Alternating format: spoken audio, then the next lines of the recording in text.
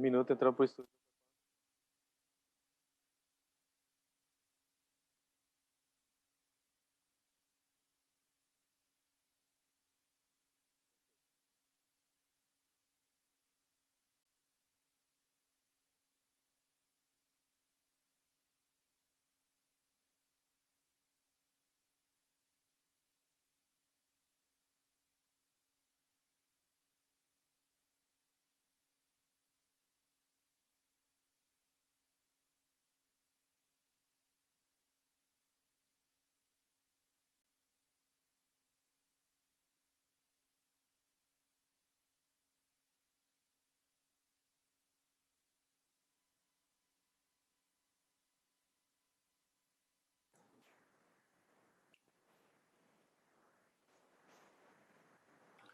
Good afternoon. We're back with the forum Bioeconomy in Brazil.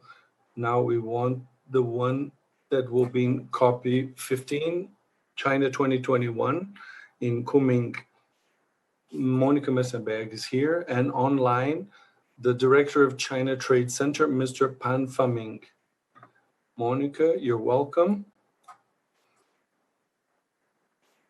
Thank you. It's a good opportunity to talk about a job we're working on to establish a group to participate in the biodiversity, the COP15 in Kunming in China, and that the CNI understands that it is a unique moment after this pandemic and reclusion that we start to interact against once more with the world and to talk about Brazil and what Brazil has been doing in this area these last years. The date should continue in May, and from there, what we thought, as this conference has the objective of conserving biodiversity and components and the equal share of the derivative of the results of this research, it has everything to do with what Brazil is thinking and wanting to show and advance in the area of bioeconomy. The idea is that the productive sector should associate in a travel to Kunming, of course stopping in Dubai, and in this group would have the idea of taking the image of the Brazilian productive sector to our correspondents and our counterparts in China. The initial idea that from 21 to 25 of May in the Kunming Convention Exhibition Center, that we participate in the themes that are being put forth for this conference, and among them, the review and analysis of the biodiversity landmarks and mobilization of resources from public and private sectors origins. Of course, this is the one we should highlight, and I think it's a unique opportunity of working and discussing these issues at the location. The actions that we propose as well in our visit, among ministerial visits, business roundtables and visits, and the exposition itself, where we'll show what we are doing in Brazil and how we intend to deal with the biodiversity.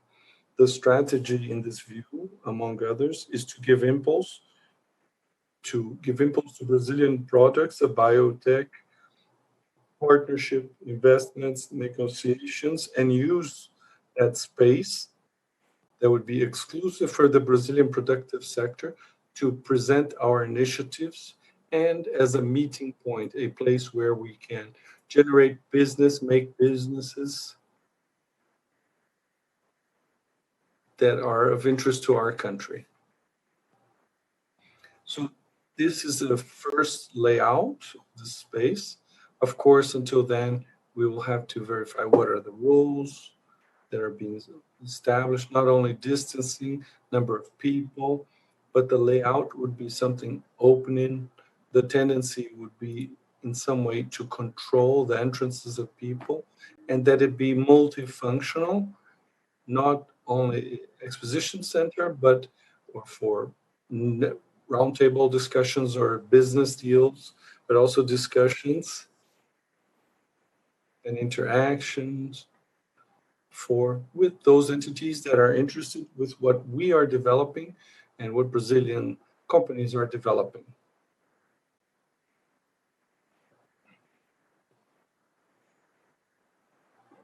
And given this visit, this will be the first visit Brazilian mission abroad after this year that we've been shut down.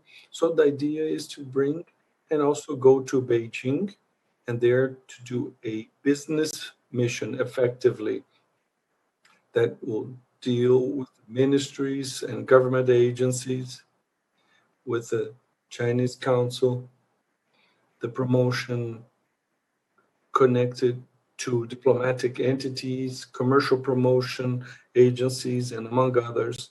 And we would build an agenda that could favor and stimulate business with China. And all of this strategy is to reinforce the image of Brazil as regards sustainability, environment, Brazil that is more sustainable. So independently of ideology, politics, this productive sector has the interest, its business. Sustainability has everything to do with the industrial sector, and we have to get closer to this global discussion in a way to improve and open spaces for business abroad, to foment business, partnerships and investments with Brazilian companies, and exchange of the best practices.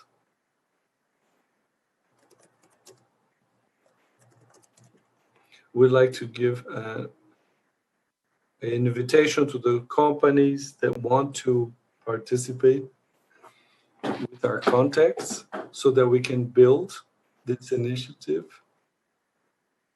that certainly will be a landmark of the discussions of businesses between Brazil and those abroad and within the area of the sustainable economy and bioeconomy to reinitiate a new cycle of growth of the Brazilian economy. I like to hand the word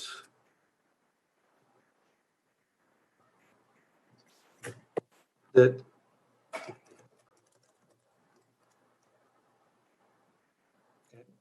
will give us information and to tell us how things are happening, how the Chinese government is seeing this moment, and what are the perspectives of this conference.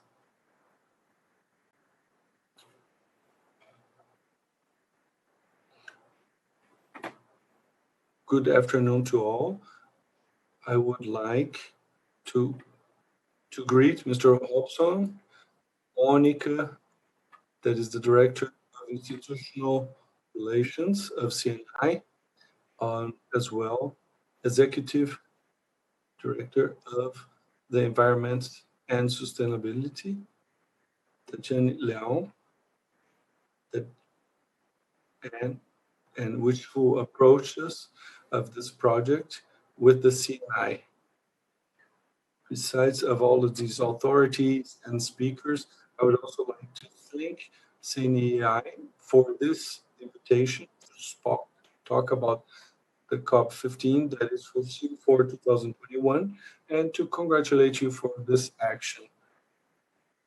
Our company, China Trade Center, was created in 2002 in São Paulo to foment commercial relations and also of government between Brazil and China. The main activities developed by China Trade Centers, business fairs, enterprise missions, and investments. Many of these events were carried out together with CNI, with APEX, in federation, industry federations, government entities of all over Brazil.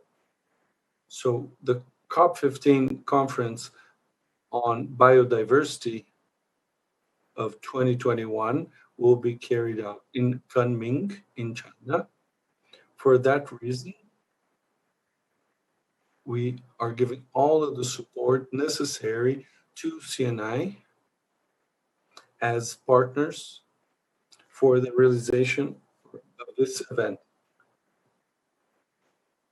We talked to the executive committee of the COP15 with the Ministry of Environment and Ecology of China that promised what will be in practice the exposition and to support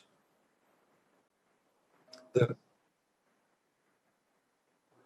composition of the visits during the missions programmed for next year. In Kunming, as known as the Spring City, is the capital of the province of Yunnan in China. It's an important industry center as well as commercial in the western area of China, and an opening for the Southeast Asia. It has an average temperature of 15 degrees Celsius, so it's an agreeable climate with typical characteristics of a temperate climate. And in 1999 was host of the World Exhibition of Horticulture.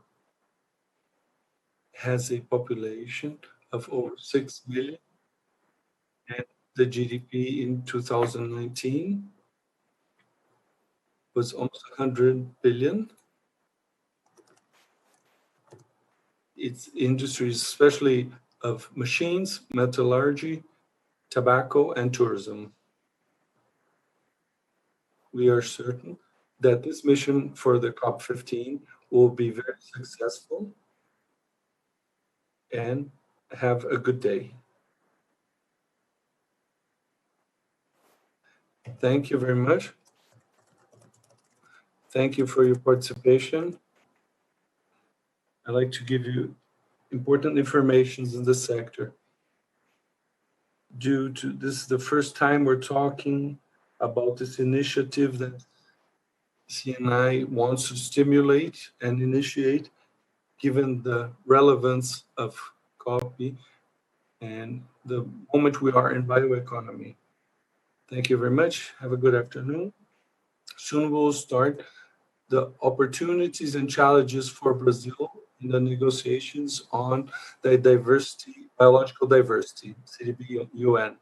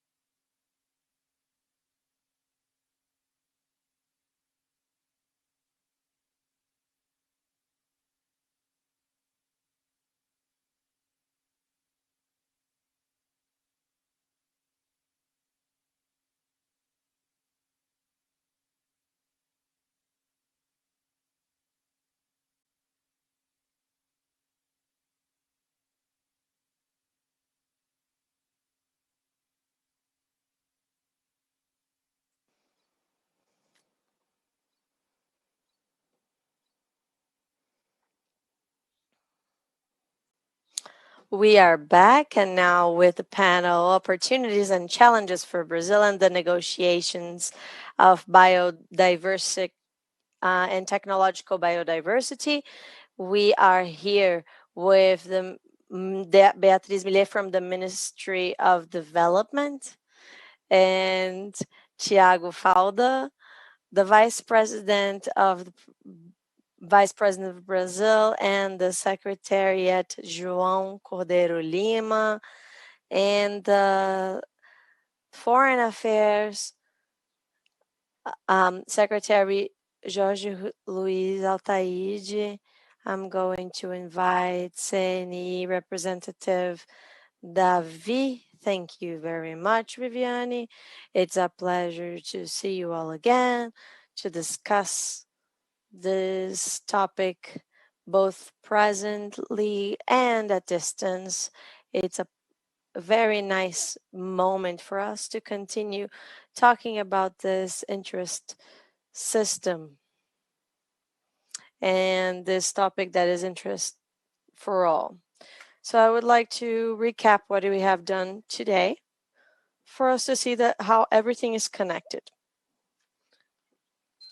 We have seen how biotechnology could work in a better productivity. We also had the part of industrial chain, and we had the view of the outside the world of Brazil and how it's going on in the foreign markets. So regarding the climate change and biodiversity, everything is related to the SDGs. And more we see this trend of looking at the bioeconomy, bioeconomics as being something really important for all. And we have a whole chapter on social development and sustainability, and the pandemic contributed with the reduction of greenhouse effect gases emission and the OECD instruments accomplishment on sustainability. So this is the general context that is present both in the domestic and international environments. Afterwards, we got another debate where the focus was on how the economy could help in having a new business for all the companies. There were several questions that were made, and what caught my attention the most is that we needed a strategy on the movement for us to be able to address and to follow up this economy, and this has followed many conversations with the associations, our companies, and our interest groups, and we have presented here what that would be for us to create group work with a better representative with the industrial sector in COP15. And in this context, it's very important for us to talk about the biodiversity and what's going to happen in regards to debate. And we have talked about this panel. I'm going to start with this introduction of each of you, starting with Beatriz. Beatriz, good afternoon. It's a pleasure to see you again. Good afternoon. Thank you. It's a pleasure to be here with all of you. I would like to congratulate CNE to do such an important topic. This is something that Brazil has a great capacity and a great potential. So I would like to thank for the invitation and bringing the experience from the Ministry of Development. We have been trying really hard to make the bioeconomic topic come into play. Thank you so much, Beatriz. Now I'm going to pass the floor to Adriana. Thank you very much. I would like to thank CNE for this opportunity. I am here with many friends of mine, talking about biodiversity, and in this moment of COP15, it brings a great relevance, very strategic one, to stimulate the biodiversity with different windows of opportunities for us to be able to change the reality for all the planets, all the planet society and population. So we hope that we can continue sharing experience. We have seen the law of access of biodiversity in Brazil and in the world, and that is going to provide a change all around the world. So now I'm going to pass the floor to Leonardo. Initial considerations, Leonardo. Thank you very much, Davi. Thank you very much, everyone. Hello, good afternoon. It's an honor to participate in this event. Congratulations, CNE, for this initiative.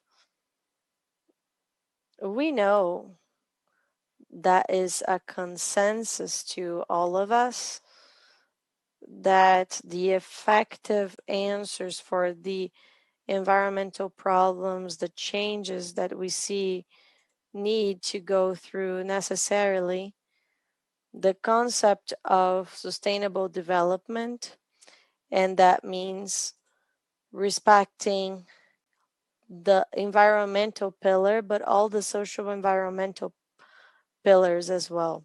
It is exactly on that point that we see this synergic view of this sustainable development. And this is a topic for the future, and it is a topic that we're going to deal with in our industry. And we see a lot of effort to continue with these environmental challenges and the changes that happens as well in the biodiversity. There are many processes. I work in the Ministry of Foreign Affairs, and at this moment, indeed, there are many negotiations going on and relevant topics. The main one being the Convention of Biodiversity, and I have a great pleasure to talk about what is happening in these negotiations and other ministries as well. In a topic such as this, many people that are here with us know this. Thank you very much, Leonardo. Now I'm going to pass the floor to Thiago. Initial considerations, please. Thank you very much. CNE, Davi. It is a great honor to participate here in this event that is very important to all of us, and to ratify this protocol is very important. We're going to talk about that in Brazil and in many other countries. And not only that, but the discussions of the goals that we need to overcome, especially because these goals are related to the 2010 goals, and they are going to be defined in the next years until 2030. So this is a great opportunity to insert the importance of the bioeconomics for the sustainable development and technological development to reinforce and to try as much as we can to make a change. So we need to debate with many people here the scenario that is changing. So, João, your initial considerations as well. Good afternoon, everyone. I would like to thank you all, CNE, Davi, and our colleagues. I am very happy to share this panel with you, facing these challenges and building this change all around. I would like to thank CNE for bringing such an important agenda that correlates in a very important manner the bioeconomics, the biodiversity, and the social development. We know that in Brazil we have one of the most diverse countries. The opportunities are shown in the economy, and we have a very important topic to change. So connect this treaty that is very important to all of us, highlighting ourselves the max we can, bringing the opportunities and challenges and the negotiations that we can have. This is something that shows a difference in our bioeconomics. I would like to highlight before starting it and giving it to and more details to it. The next COP we're going to have is going to be on 2017. In this COP, we're going to have Brazil and the table of negotiation, and we are going to show many changes. So I'm going to continue this change. Adriana has talked about 123, that it's considered modern. It was a first step, and this year CNI and many other entities have worked actively to make this Nagoya document to be signed. In the documents, we have changed all of this and fulfilled a right to end this process. So, what does Brazil get from this Protocol of Nagoya? I think that Brazil has a lot to gain, and this has been adopted very soon. Brazil had a very important role in the discussions, and it had a very huge weight on the ripening of this approval of the text. So it goes through the executive power, and now we are at the end of this process to generate a new ratification document for the National Secretariat of the United Nations. This treaty brings a lot of opportunities to all of us. We are going towards that moment, and the most important one at the moment would be if we can promote one of the objectives that we have is the use of differences, and this has a lot to win from all of us if we can change the participation method.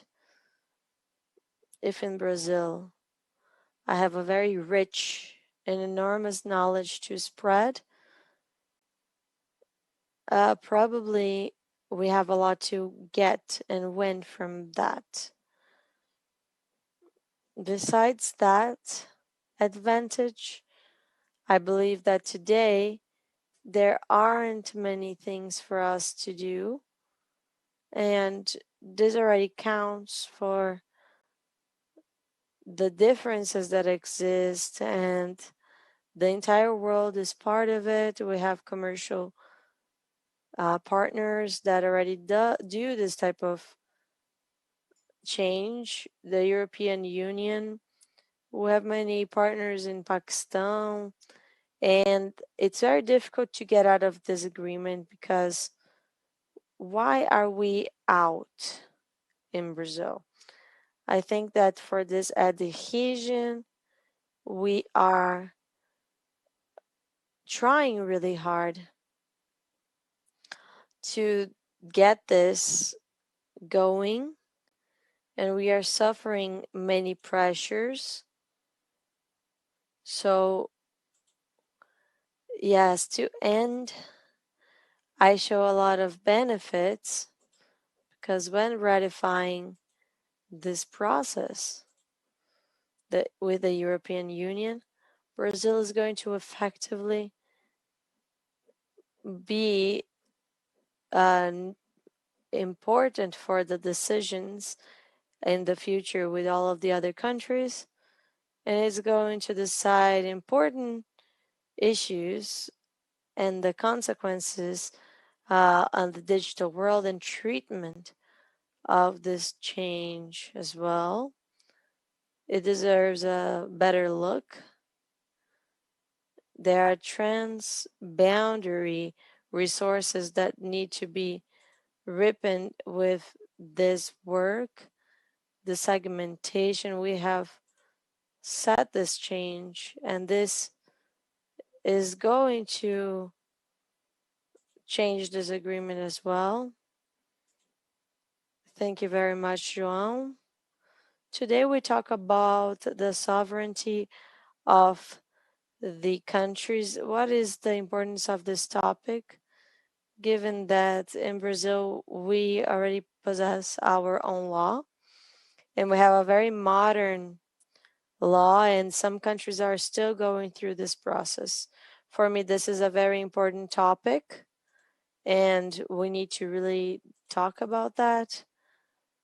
And the biological biodiversity is something that has a huge impact, and countries like Brazil and others need to be able to deal with that. This is an issue that is really well defined.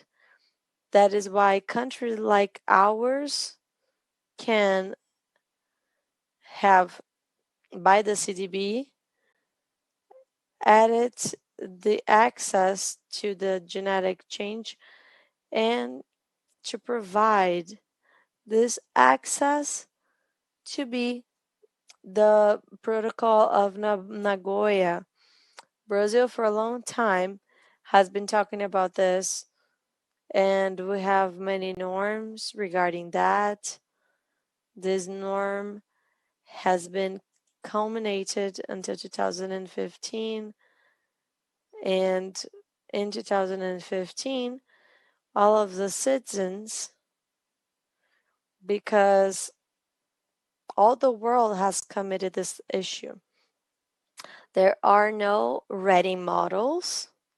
We have built a new motto, and although it is very modern, it's a model for us to follow by other countries.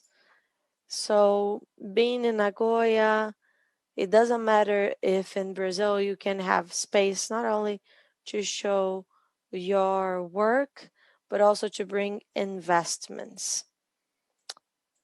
So,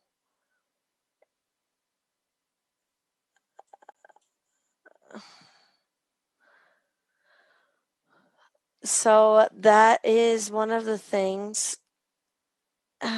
So the what we have,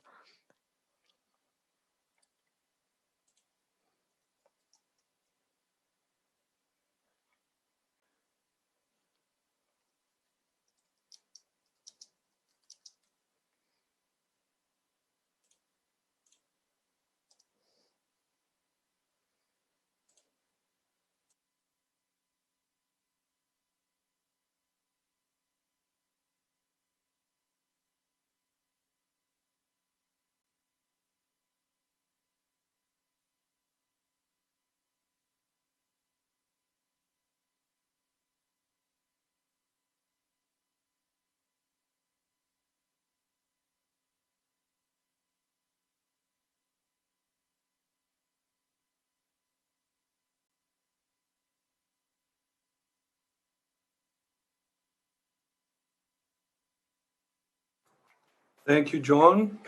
I would like to include Adriana in the conversation. How would you do the sharing about directives in Brazil? Thank you, Davi. Observing what people said, obviously he did an evaluation that considers way more this juridical structure and how much this made viable this new reality. In the case of the group Pharma Brazil,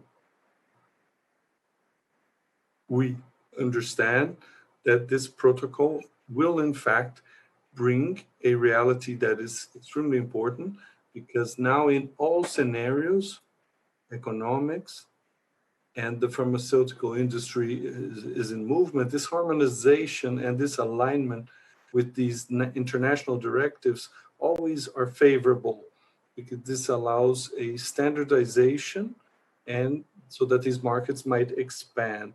So the importance of the Protocol of Nagoya brings this dimension where you have this possibility of expanding the markets, considering that our industry can reach levels of development that's launched them to this logic of internationalization. I think this segment of exploration of the use of biodiversity becomes a niche that is very important.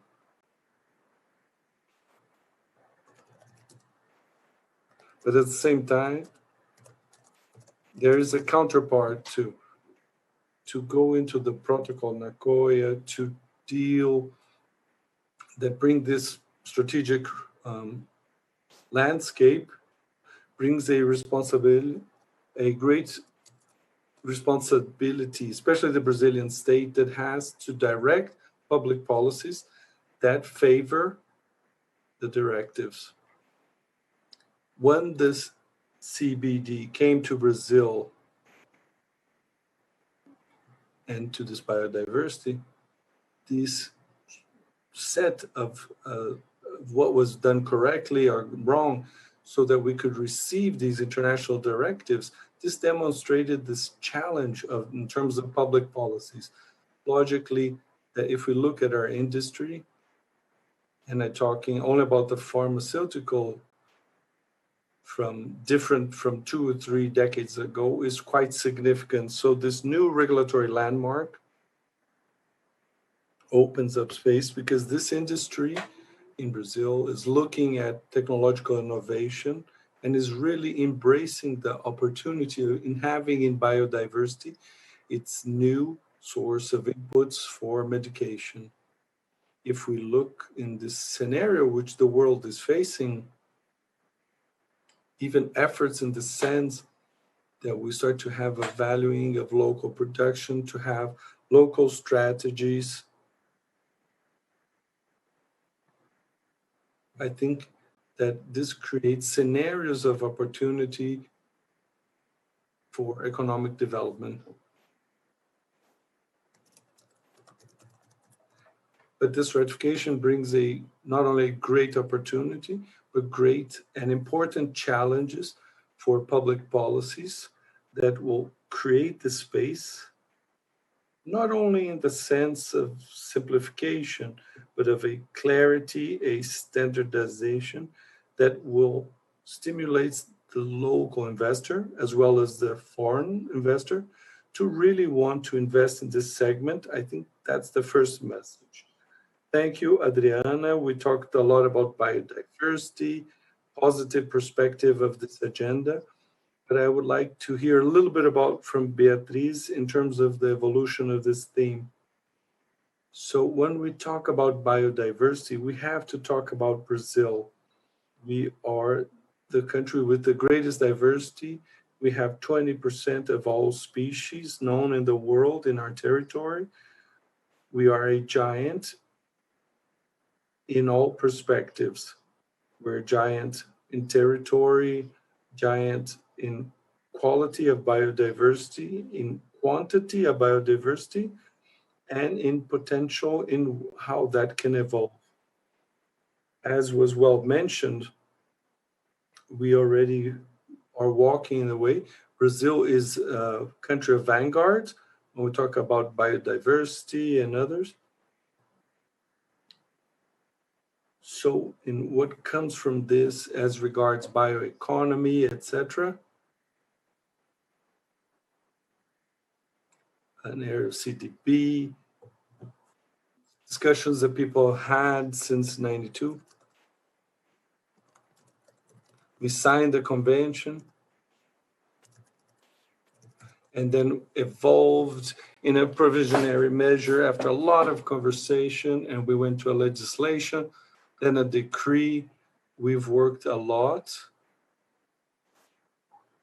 so that this develop, when we talk not only biodiversity, but also conservation of the species, but the other pillars, as the suggestion and splitting the benefits. So we worked a lot in the beginning of last year. We counted with enormous queue in terms of commitments to be evaluated, genetic heritage that had been accessed. Things were a little bit slow, and those that were over 1,000 terms of commitment, it has passed. We were working on the evolution of the system so that this be stimulated and permitted. So in the involvement of the SIGEM, which is the System for Traditional Knowledge and Genetic Heritage Center, that this be understood as a tool. And when we talk about sustainable use, that's what we mean. We have to guarantee the sustainable use when we value our biodiversity, and we want that it continues to be so. We want to be the country that is the most diverse, and of course, always protecting. And the result of this, we have to make a dimension. Brazil is a giant. Brazil has to be understood as a giant, as potential. And biodiversity in Brazil and the world, it has been discovered among the environmental themes, let's say, in a way maybe obvious, to takes a while to discover and put this as a theme not only as environmental, but of economic and development potential. Thank you, Beatriz. I'm gonna now call Leonardo. Leonardo, after you put Brazil as Beatriz did now, highlighting the greatest amount of biodiversity in the world and various others comparative advantages, what will be discussed in COP15 in Kunming? What will be debated? What will happen there? Tell us a little bit. With great pleasure. What we have now and is happening in the CBD, a process of negotiation of great importance, besides the implementation of the Nagoya Protocol. I think João Manuel and Adriana have already commented this. We are negotiating a global landmark on biodiversity after 2020. It's the set of objectives, or global objectives, that will substitute the Aichi objectives that were enforced or happening this last decade. So it's a negotiation of great importance and fundamental that Brazil be part of it in a very active way. Like we've been doing, we intend to continue. The challenges of these negotiations are not few, because what we do notice, in reality, we see that there's a recurring tendency from the part, especially of the well-off countries, the developed countries, of prioritizing only the conservation pillar of the CBD. They treat it as a a convention of the conservation of biodiversity. But there are two other pillars, which is the sustainable use and the equitative sharing of those benefits. This should be obvious that the three pillars should be equally contemplated, but in practice, do believe this doesn't always happen.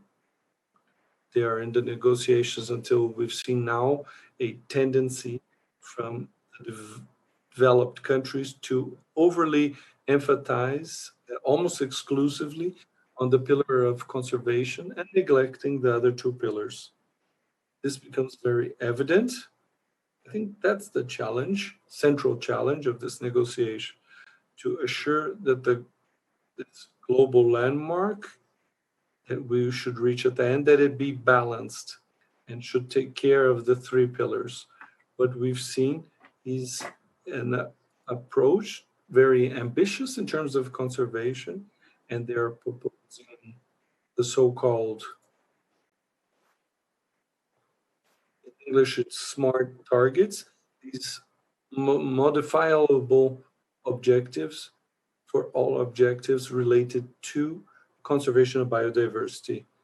When we talk about in splitting or the benefits, they don't want to talk about any objectives, measurable or not.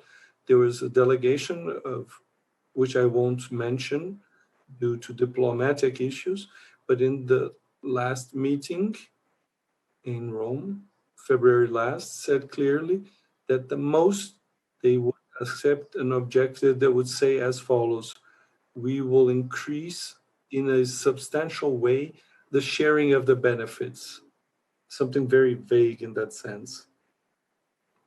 There is also what we notice a lot. It's a tendency by some developed countries. Of course, I can't name them, but those that follow closely know exactly who I'm talking about, to do a selective parallelism with the Framework Convention on Climate Change and the Paris Agreement. I talk about selective because they do what we call cherry picking. They got the aspects of the Paris Agreement, which they find more interesting, and advocate a parallelism. So they have objectives, these national contributions. So they defend that at the CBD,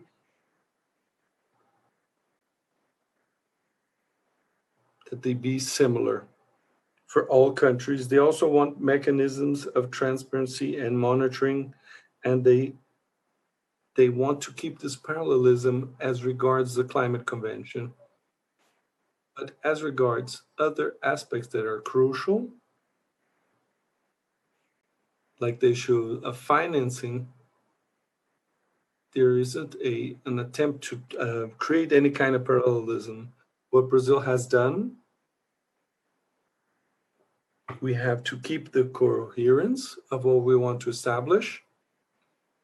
Why not have an objective of financing ambitious like we have in the climate change? We also have, why not have objectives about the sharing of benefits? Objectives that oblige people to have effective implementation of the Nagoya Convention.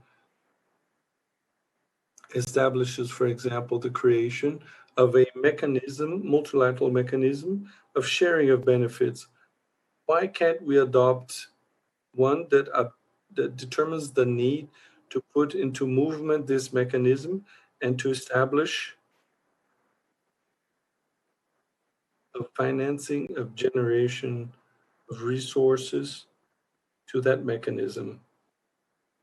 In the same way, in the Paris Agreement, as you know, the Article 6 that establishes the role to be carried out by mechanisms, market mechanisms, in fulfilling the Paris Agreement. So we can't talk about carbon markets in the context of the CBD because it has to do more with climate change. But the same way you can establish in the global landmark the forecast of use of market mechanisms. And I think that an important point that Brazil has defended is the need to establish a robust program as regards the payment for environmental services. So I'm speaking in a general manner about these negotiations. I can go into more detail in different aspects if you want, but to put it in a general manner, this would be the main challenge of this negotiation, to guarantee that this global landmark is not only of conservation, but does in fact does promote the bioeconomy, and that involves the private sector in the efforts of sustainable use and preservation of biodiversity. If you allow me, I'd just like to make a last comment, maybe not so directly related to the convention. I think it is important that, that CDB, all of these international conventions, have a great importance for the country. We have to negotiate in as protagonists, but I think it is important that our private sector, our industry, does and our society do not expect that these international processes will bring us all of the answers to our problems. So I think it is very important, even though this is not the subject of my competency. I'm a diplomat. I'm focused in the international dimension of this process. But this discussion about the regulatory landmark is fundamental. I think Beatriz says important things as regards the biodiversity, but I would also like to, based on my experience, previous experience, in another incarnation, I was the negotiator in commerce themes, specifically intellectual property. And I think sincerely that Brazil has to look very closely to the issue as regards innovation. I think it's fundamental that Brazilian industry should invest more.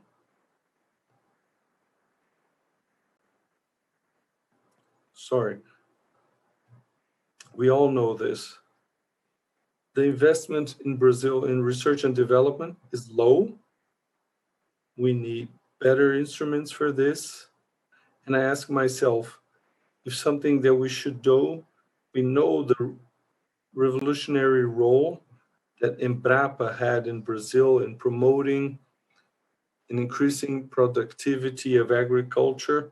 And maybe it is the case of thinking to take very seriously to make an Embrapa of bioeconomy.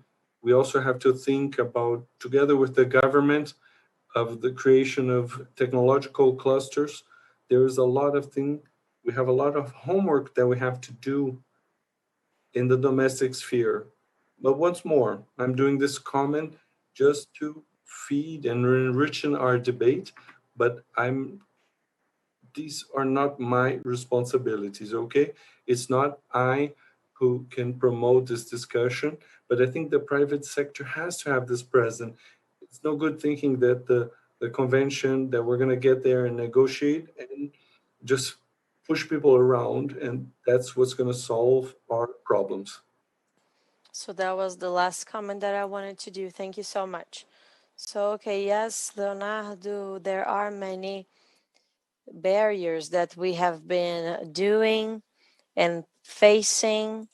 So, the need for the specialty and the different actions that we have been developing here with Senai and different technologies of economy are very important.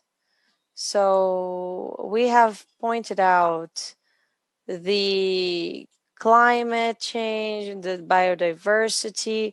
So I'm going to try to maintain here our focus, because or else we're going to stay here talking about the great tool. So we would like to call Tiago. Beatriz has also talked about that. Our biodiversity importance. So our Brazilian laws already talk about that and our vision on that importance. So, Davi, you are correct. Indeed, we have been presenting this in many of our COPs, and you are talking about this because this is very clear to all of us, and indeed, it's a lot easier for us to talk about this and have a position on this sense. So, David, just like you said, we already bring this into the DSIs for a long time. So, what would be a DSI? Digital secret information. The information on digital era. So, it is a topic that is not really well spoken about, but it tries to show and include the information of the genes, the genetic code that are shown in the different living beings of every amino acid. And when we try to show the development and the sequencing of the genetic code in the 50s, we were able to see that the sequencing was an information of a very, very important topic and that had many objectives. So our discussions on DSI were if those information were going to be contemplated or not. So why is there a polemic regarding this topic? Well, initially, we need to understand the use of the biodiversity, but also the use of it. You can extract a certain molecule, and there are risks that you can face with that. So, this biological um, material is brought by the concept, and it includes some information of genetic use. There is a paragraph to clarify that, where you can show clearly, and I'm not even entering the different importance here that we have with the different tools of genetic difference. So we have the renovation of the techniques and the area of the communication show that this additional information can be put in the legislation. The Brazilian legislation already shows that this information, as part of the group of the genetic code of the Brazilian population. What we have today in CBD is that Brazil presented in the first day a negotiation where there was a number of texts that were studied on that regard.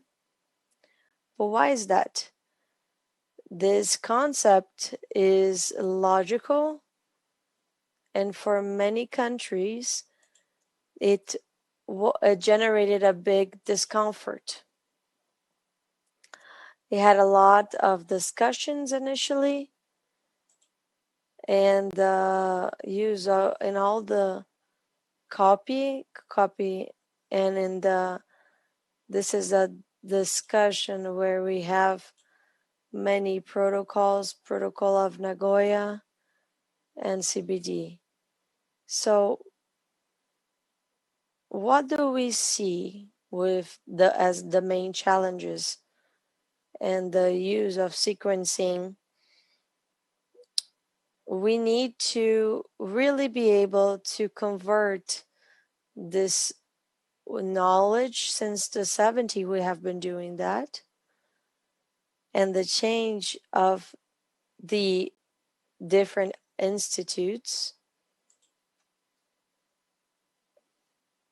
we have created many genetic banks, and nowadays any qualified journal can help in the sequencing of the genetic code, and the DSI is going to be related to public importance as well. So there are many data banks that show that this sequencing of the genetic code have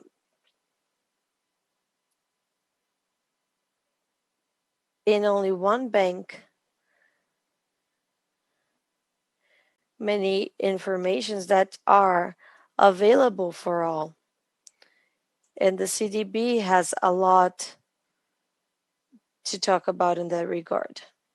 So how can we guarantee that these discussions are treated as digital data, and in what aspects they can be considered elementary? And there is a brief consideration here that shows the differentiations to how we aggregate values that come from the different mammals, and we have the same sequence of genomic code. So the same thing that you use in several organisms, you can have many other organisms that have it as well. So we need to understand the origin of that, and if there is any differentiation.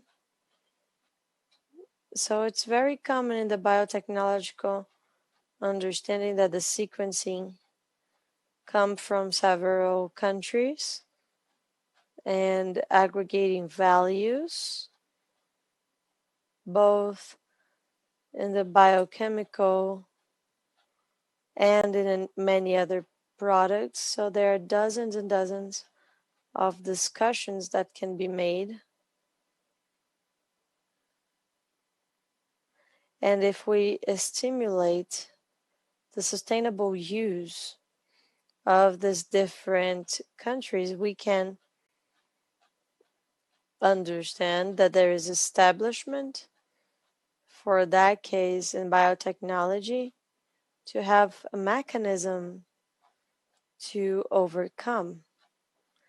One of the protocols of Nagoya establishes that there is a specific mechanism in Article 10 and in the different articulations.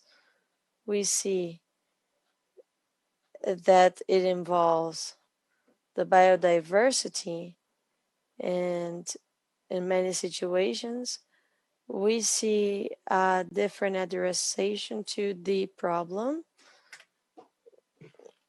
And this is something that we've already commented about many times. So it doesn't matter if you want to establish it today by using the sequences and the investments were already made. There is the origin of this importance here in Nagoya. And from the moment that you decide to have more, what was deposited before, these different groups can be considered important as well. So if possible, I bring here once again. And Leonard, you spoke very well due to other agreements, especially is with the copy as regards to climate.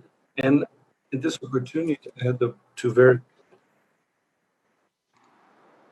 that when they requested, they brought examples of industrial biotechnology as regards the CBD. For sustainable development, the possibility of the microorganisms that are genetically modified to capture and to bring millions and millions of tons of CO2 from the atmosphere, especially other countries stop and say, no, that has to do with climate change. And in other cases, they bring the objectives, etc. But on the other hand, I understand that this theme is not something to be dealt in the CBD because it's a tool to take out CO2. Let's talk about objectives of reduction of greenhouse gases in the climate change. But the use of biodiversity for a tool to get these objectives is clearly in the CBD. So the use of biodiversity for the production of technologies that are absolutely biological, using a living organism that is producing a product that is taking out CO2 from the atmosphere and fixating it. So that is the use of biodiversity. It should be in the CBD. So I understand that the great challenge to be synthetic is the pragmatism. We have to be pragmatic and be able to be objective in what needs to be discussed. It's a great opportunity for me, especially as regards in Brazil, since we do have the biggest biodiversity, having a strategic position as regards climate change, area for agriculture that no other country has, the quantity of biomass, the availability of microorganisms and biodiversity to build these tools.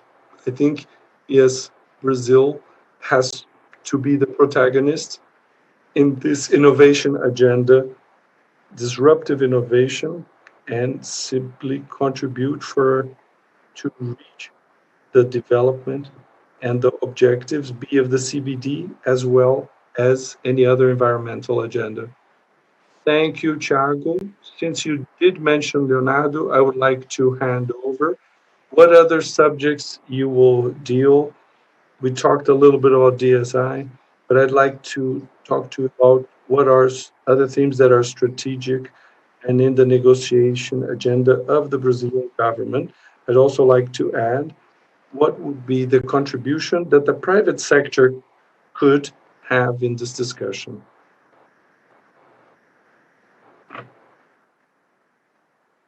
Thank you, Davi. I would I found it very interesting the comment that Thiago did about climate change and the discussion and on how biotechnology could contribute to the efforts of combating climate change.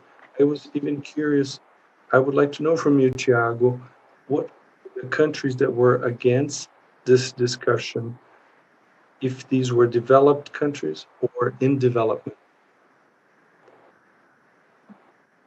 Um, I would be interested in knowing. So it was good that you touched on this because this will be one of the big themes of the COP in China, the relation between the CBD and other environmental forums, and especially with the United Nations framework and the Paris Agreement. This is a point that is being promoted with a lot of emphasis, especially by developed countries. I would say that yes, that there is a relation. That's a fact. It is recognized scientifically because climate change was recognized as one of the 5 main vectors of the loss of biodiversity. So the theme is put forth, especially in the optic of adaptation. What we've seen, and a great emphasis that is being given by developed countries, especially, is the role that the CBD can have in mitigation of climate change. And it's that point that we have to take care due to the following reasons. The negotiators of the CBD, understand climate change. That's the truth. They are technical, and in some cases, yes, especially in the Brazilian delegation, you have in the delegation people like myself that I follow both processes, but it's not the case in majority of countries. And we are a little bit concerned about the old phenomena, but that is extremely disagreeable, which is called forum shopping, when the country, they see their objectives frustrated in a certain international forum, then they tend to change the negotiation into another forum where they can prevail with their positions more easily. And there is a risk that that might happen. So we have to be careful. This emphasis which is being given,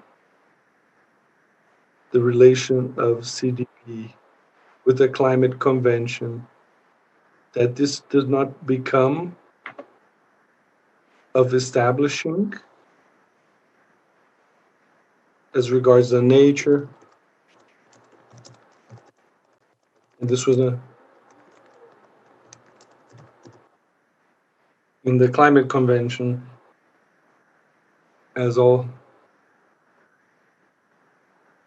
you have this approach of the Paris Agreement that is bottom up. The countries determine how much contribution they want to give, and the countries like Brazil have absolute for their economy. We don't have sectorial. We don't have any obligation of, as regards the Paris Agreement.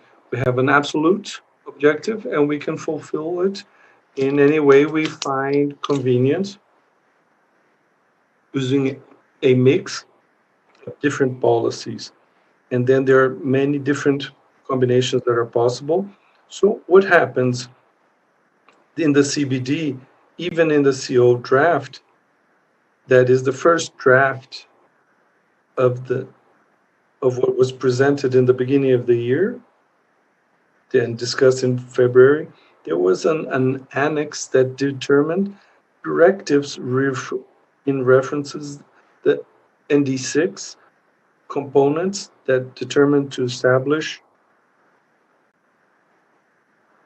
directives related to components of these.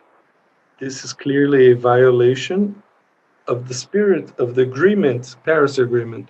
Another risk that we have in this discussion is the possibility of trying to use that to establish, to attribute to the convention, to the sector, to the forestry sector, a responsibility and not proportional as regards combating climate change, which is not justified in the available data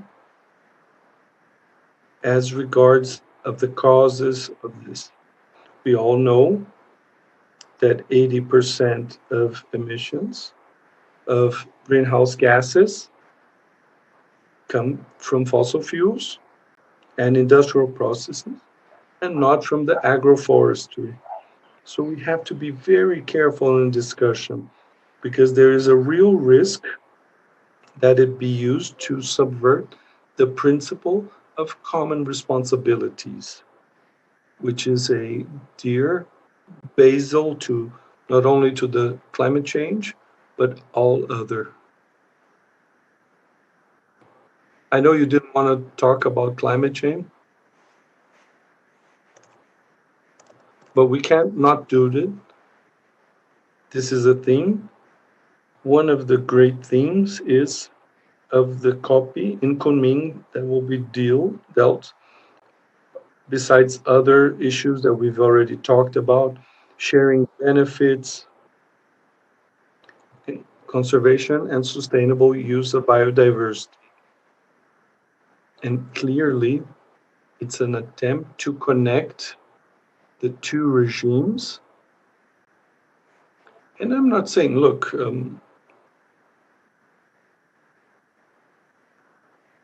that we should reject a discussion of that nature. But yes, we need to take care and to follow what the science says.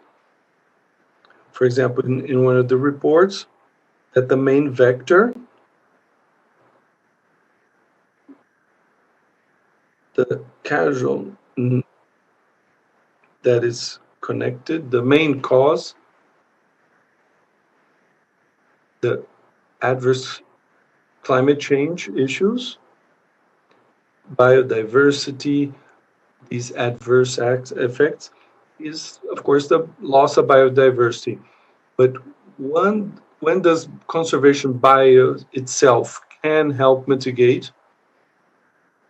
That is not very clear, is not scientifically established. Not that we can't have this discussion, we just have to be careful. So this is a theme that will be very apparent, including by the proximity between the two COPs. The Kunming copy is still set officially for May. The Chinese haven't changed, they are the hosts. It is evident it might not be possible to do it in May. It might be postponed for the second semester. I would guess, I would say October. They will want to try to do before the Glasgow about climate change. The tendency is to take results of this negotiation to Glasgow in some way. So we have to be pay attention to that. Our negotiation strategy cannot be segmented. We have to be very present what is happening in both forums and to follow an integrated strategy for both processes. Thank you, Leonardo. In fact, we cannot disconnect. It's like talking about bioeconomy, circular economy. And in the end, we will talk about climate anyway, and biodiversity will always come up. So I just like to put Beatriz here in the debate. What is your view in the negotiations of copy? What do you see as barriers or difficulties for Brazil? So it's interesting, especially after the speakers have put it. Thiago put it well, the issues of the registrations, the I think DSIs is always a point to be paying attention in negotiations, like Thiago mentioned. We already have genetic heritage for Brazilian and of other countries deposited in other banks in other worlds. We should safeguard these and to see what should be done with that. When we take it only from official data, we can see there that around 30% of our national heritage that go abroad in what is registered, 30% more or less go to the US, 30% to European Union, and we have to look and work with that all the regulations and legislations are followed. I think this impacts very much in the bioeconomy. I think we have to safeguard it and all of the characteristic of protecting sovereignty. Leonardo spoke very well about our challenges, our real situation, and how we get there. I followed, I was part of the delegation to Rome this year. And I think the points that Leonardo mentioned, these were well reported.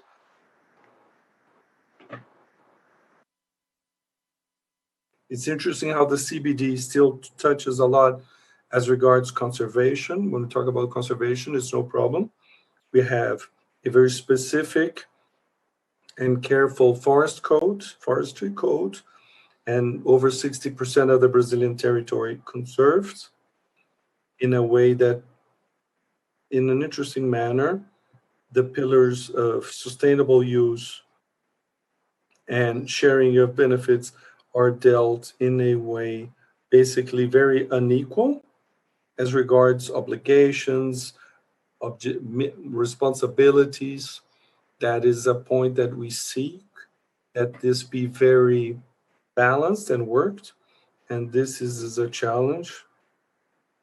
So when we talk about biodiversity, we need to work on the models that allow us to amplify the possibilities of research and development so that our biodiversity can be more transformed in bioproducts, bioeconomy, not only internally, but for the world, and taking into account all the perspectives, and to see that we have a care in means of implementation. CDB is there, these CBDs they are closed, we have discussions. So how do we put this? So it is important for us to have to look and struggle, that we do not close our eyes for the differences between well-off and those countries in development as regards scientific capability, financing. I think this is necessary for us to do once more the sustainable use of biodiversity. The sustainable use is here so that we can keep our standards of biodiversity, which is what we are seeking. There is a transversality that is being sought of those themes in the environmental agenda, and more We see an attempt here to bring topics that are not always seen in that way, and that were not environmental agendas that came to the CDB, but our focus is for biodiversity to be discussed in the CDB. Each one of them is discussed in that way. And the rules that it provides and the ambitions that were already done. And Brazil has a very different role according to the other parts of CDB and many other countries. So we have a completely different difference and outstanding position in the biodiversity. how we have always dealt with the conservation of everything. We want to bring this into the use of sharing benefits. This is a very important strategy in bioeconomics. How we transform the bioeconomics, and we need to do this in a very careful way. We need to understand the importance of it. And every time we come here with different views, so when we try to talk in all of the points here, I think that it's really important as a country for us to talk about this, to have a basis, and to look at the differences. We have changes both in the negotiation and in biodiversity. We need to give ourselves more energy to have better responses. Beatriz, thank you very much. You have done the reference of a word that is very important. And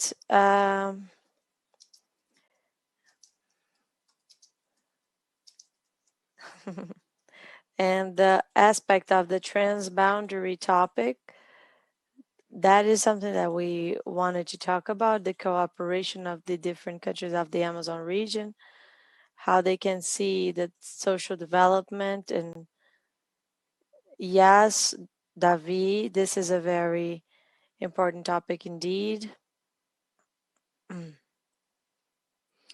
As it was mentioned before, and the protocols of Nagoya, the transboundary issues are strategic. So for us to talk about this with specialists, what is this discussion? In Brazil, we see this in different sectors. The division in the world is a convention of only one part of nature, and we divide with them different biomes that are divided in different areas in the country. So we have genetic resources that exist in many parts of Brazil. Açaí is not only present in Brazil, but in a series of places that share with us the Amazon region. This brings a model to provide a genetic modification of the genome here in Brazil, and and a hiring that can make this process more agile. So how can I do this in this case? We need to know the origin of it, and this challenge is not only um, associated with the traditional work, but there are knowledges that are detected with the AMP. They exist in Brazil, but they also exist in different species and knowledges of the transboundary understanding. So without a single solution, what was possible at that moment was to establish that the people that share this knowledge need to cooperate with each other, and the protocol establishes this. I would say that here in Brazil we have, especially in the Amazon region, giving its strategic importance, a space for us to provide knowledge with many people in the area, for them to have a space and some legal instrument to understand the countries in the region. And we celebrate this for a long time. A treaty of cooperation of the Amazon region. Many countries in that region can deal with that, with the sustainable development goals, and the organism has a cooperation for this institutional connection can allow us to do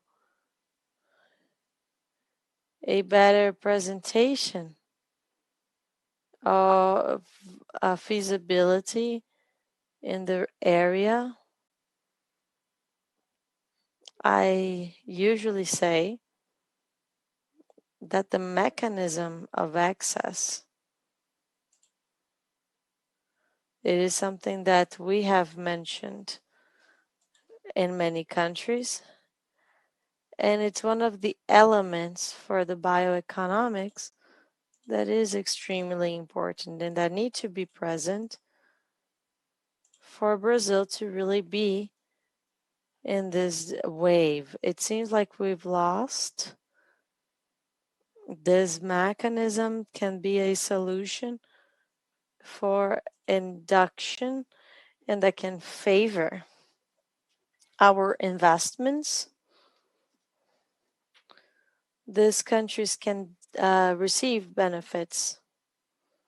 And why not see the Brazilian example in the region that can provide this background in the Protocol of Nagoya? If we don't present this solution, this collaborative solution, we will not be make it feasible. In Brazil, we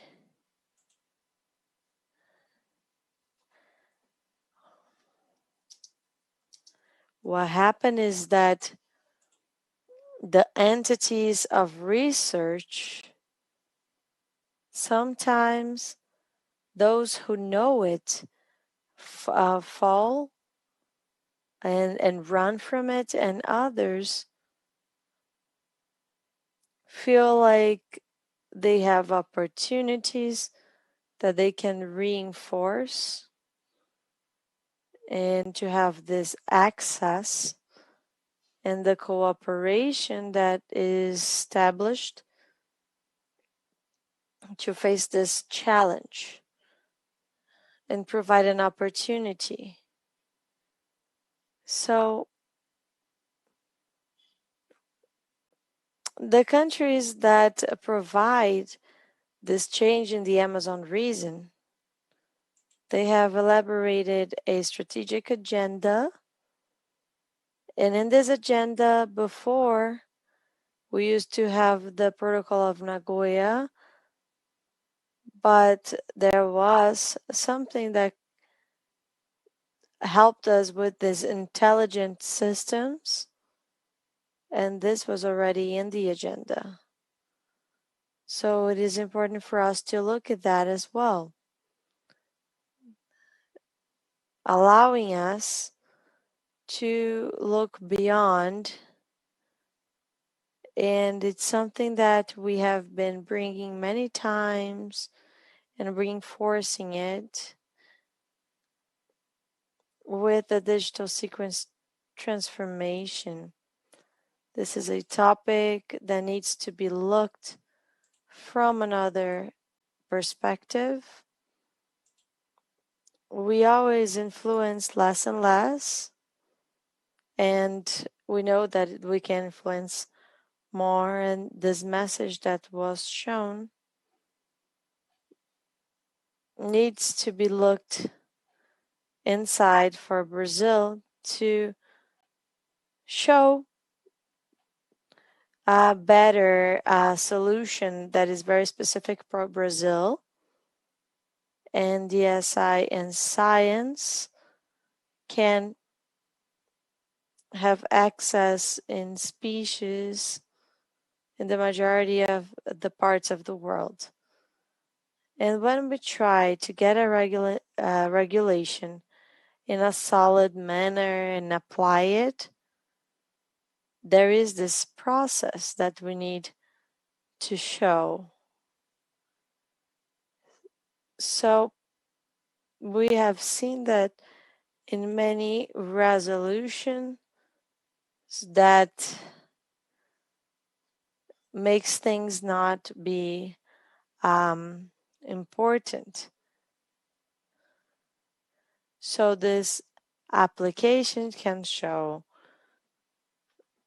the importance of this subject in Brazil, and this needs to be shown for the different areas of Brazil. So we are a little bit lag behind in time, and the review and opportunities can be provided in the sector. Davi, I think that with all of the everything that was shown by you,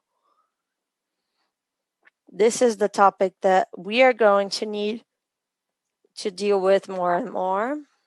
COP15. And Tiago, who had a very specific leadership in this topic. The topics that were dealt with in ECHO 92 was for the sustainable development as something that was extremely connected. And I think that it points out to a change for positions of the different interests of Brazil. So if we see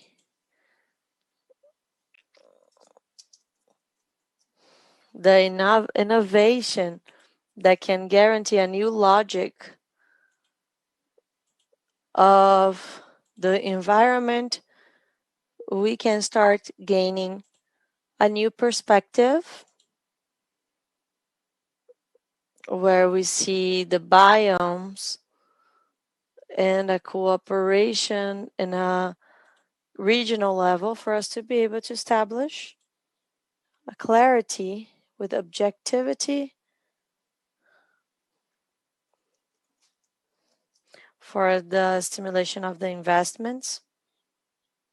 And as Thiago has mentioned, these disruptive issues that go to higher science and that make us our reality or more open to defend our goals. So we know that in the beginning, with this diversity, this is still very strong.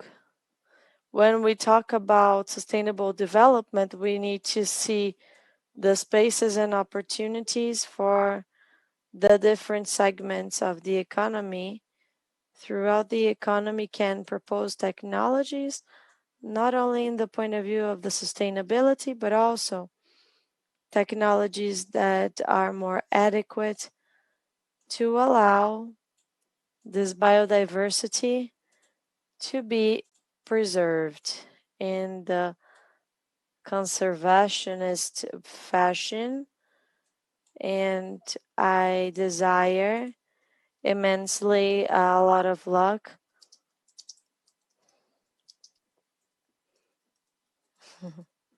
This is important to be implemented in this legislation with the biodiversity. It was a great effort that we have made, and in fact, it can be leveraged in all of the advances in the academic level, the university, and the different economical sectors for it to have a change. Although we have had this treaty that is extremely different, we have an environment of sustainability, and we have been bringing new technologies. I desire the same for the ambassador. It's going to be very important to all of you, I'm sure. And we know that there are many complicated things that are defended, and I'm sure that you try really hard to be more and more open for this. We can give you all the support you need. We are open for you, and for us to really have the position that it is adequate. This is a reality that is really important to bring a new nation for the world. And in this is a topic for the future. I really do hope it is, that it is consolidated in Brazil so that we can already put the sustainability polls in there as well. So thank you very much, Adriana. And I'm going to pass to Tiago. This biodiversity topic is going to be discussed as well. This is something that we have been discussing here too. And considering here this time, the issues of biosecurity have been mentioned many times in the Cartagena topic and the Nagoya agreement. So I would call the attention of all of you, give a special attention to the technological revolution. The discussions need to be related to these efforts. And I think that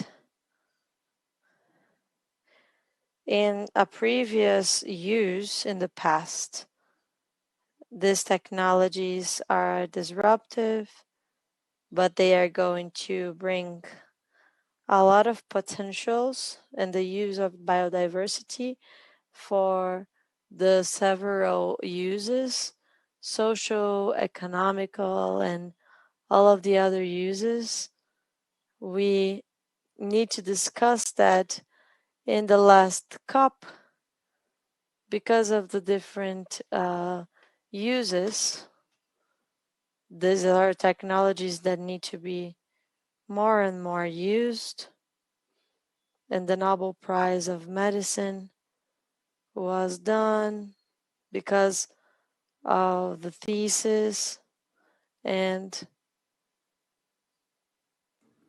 These are molecular tools that allows you to modify the gene in a way more simple way, in a precise and cheaper way than of the techniques of conventional genetic engineering techniques. There is a discussion in the CBD, especially in the Cartagena Protocol, in how to regulate these. So there's a discussion that many countries defend that these technologies should be dealt as a genetically modified organism, when in fact, sometimes you have a creation of a GMO, but in other, it's possible to do a subtle change where you don't necessarily have a modified, genetically modified, but you have a product that you can obtain naturally, but you accelerate this product through these techniques. This is a revolutionary technique, but if we take care, the excessive regulation can destimulate these technologies, especially in a country that has less resources, less economic development, is not as advanced as the US and Europe.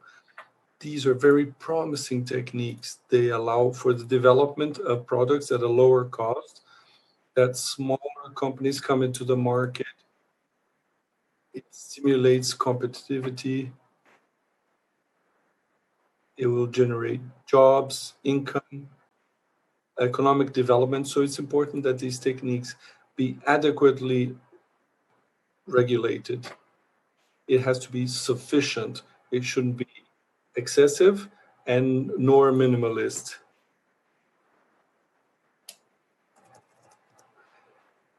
So as regard biotechnology, it's a technique that's very technical. It's where you allow from the use of biotechnology to eliminate certain,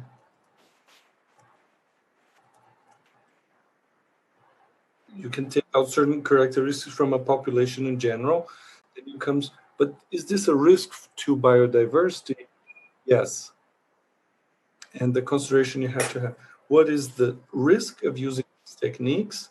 Since you can extinguish a certain species from a region, but if well used, this can be very promising. For example, the Aedes aegypti mosquito, it's not Brazilian, and it transmits a huge quantity of diseases and a lot of deaths. So if you use the technique like that and you eliminated the Aedes aegypti in Brazil, we wouldn't be affecting our biodiversity. It's an introduced species, and it would be an important benefit to the population. So this example can be taken to various other segments. So my final consideration, David, to close my participation is that Brazil, with all of the experience that it has in terms of biodiversity legislation, with all of the development of the 2883 law that brought aspects that were sent to the Congress only with economic freedom law of self-regulation, giving to the industry that they're going to do their role and that they would submit the necessary rules, and as the role as regulators, they would see how they do. This was determined by the law of economic liberty, brought to self-regulation in 2015. This is a sensational regulation, especially talking about a very conservative theme, and we have a very strong advance. So to bring this experience of the biodiversity law, especially as regards the Nagoya Protocol specifically, that we take these negotiations to the protocol and to use the opportunity to have competitive advantages with the use of biodiversity, that the protocol be developed, that no other country has the experiences that we have, and that we conduct it in a way that be proportional to their abilities and of fundamental importance. And that finally, that these regulations should never destimulate innovation, technology development, these disruptive technologies. Let's talk about a sufficient regulation, not excessive, and that does bring security. That's my final consideration. Thank you once more for the invitation. It's a great pleasure to share this panel with these specialists of extreme relevance. Okay. Thank you, Thiago. Leonardo, final considerations, please. Few. I think the main, I think it's a comment I already should have done, that the thesis and suggestions from the private sector are fundamental. It is important that you know this, that any proposal that is presented to us with a lot of attention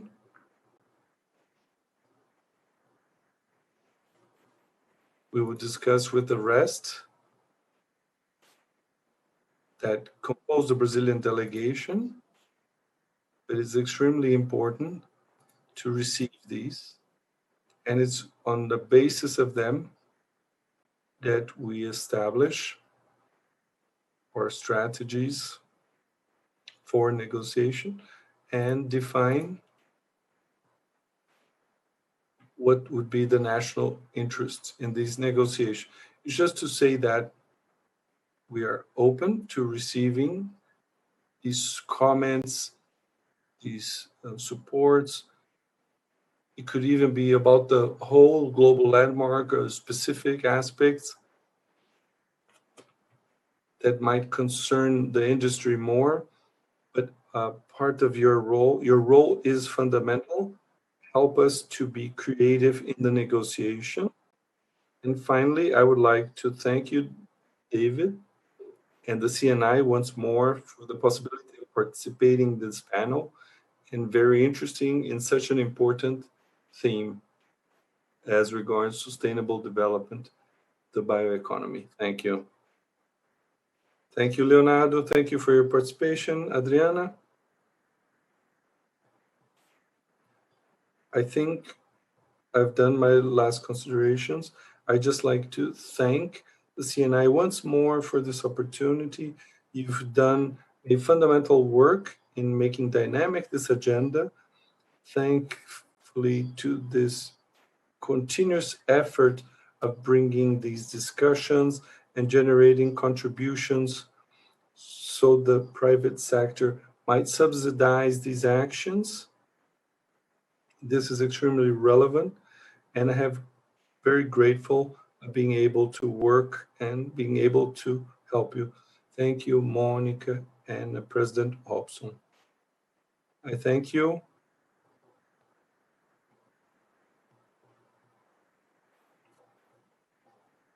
I would just like to thank to you, David, and the CNI for the invitation. I'd like to say it's a great honor to participate in this rich debate with these colleagues, which I will always learn a bit, and to say we are available to CNI to any contribution in this subject. Thank you, Jean. Beatriz, just to close, I'd like to thank for the space, to congratulate CNI for this possibility. I think the dialogue here was extremely rich. The time we're running out of time means that the discussion was very fruitful, very good. I am suspect because I think it's a passionate theme. We could be here many days, the whole week, discussing. There's still a lot of things to talk about.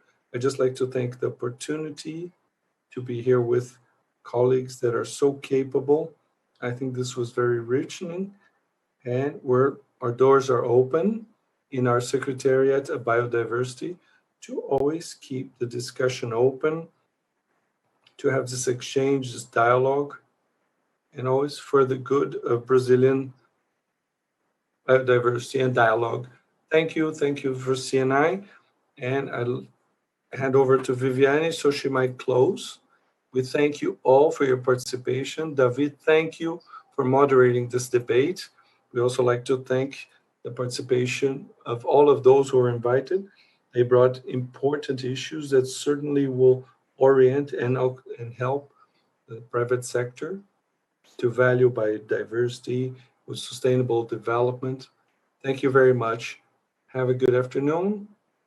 And with this debate, we close today the biotechnology and Brazilian industry. We thank you for your participation. Thank you for your company, and have a good afternoon.